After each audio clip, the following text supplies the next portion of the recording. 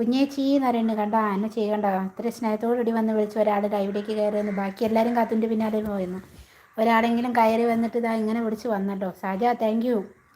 ഇവിടെ എല്ലാവരും എന്നെ തേച്ചു.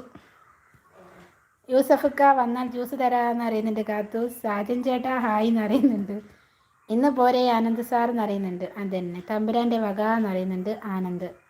ദേവ് കാത്തൂസ് ഞാൻ നാളെ സബ് ആക്കാട്ടോ എന്ന് അറിയുന്നുണ്ട്. Okay Sajan bro hi. സാജ നമ്മുടെ ദേവുനൊരു കൂട്ട് കൊടുക്കടാ, പോവല്ലേ.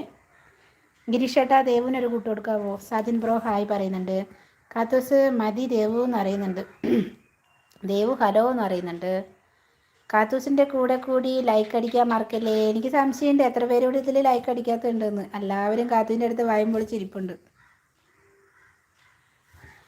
വന്നിട്ട് ഇടി തരല്ലേ തമ്പുരാന്ന് അറിയുന്നുണ്ട്. ഹരീഷ് ചേട്ടാ എന്ന് പറയുന്നുണ്ട്. എനിക്ക് സംശയമുണ്ടടി എല്ലാവരും ലൈക്ക് അടിക്കാൻ മറന്നിട്ടുണ്ടോ എന്നൊരു സംശയമുണ്ട്.